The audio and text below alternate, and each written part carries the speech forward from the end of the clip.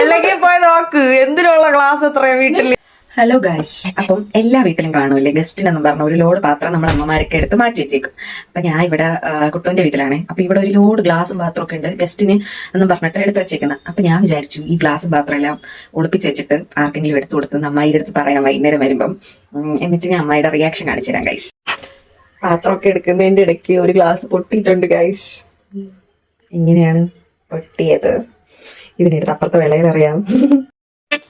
ഈ ഒരു പെട്ടി നിറയെ ഇത്രയും ഗ്ലാസ് ഉണ്ട്. അതിന്റെ അകത്തിരുന്ന് നോക്ക്.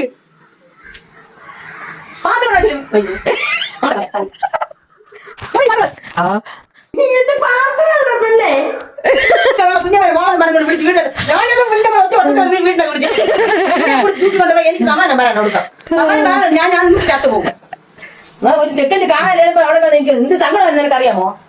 അവിടെ ഉണ്ടാകുന്നുണ്ട് ചില കൃഷിച്ചോണ്ടൊക്കെ എല്ലായിടത്ത് നോക്കാം അവിടെ ഇരിക്കണത്. ഞാൻ എടുത്ത് കൊടുത്ത് സത്യമായിട്ട് പാത്രം എവിടെ ഞാൻ പറക്കി വെച്ചാ പിന്നെ നീ എന്റെ വായിക്കൽ കേൾക്കാനാണ്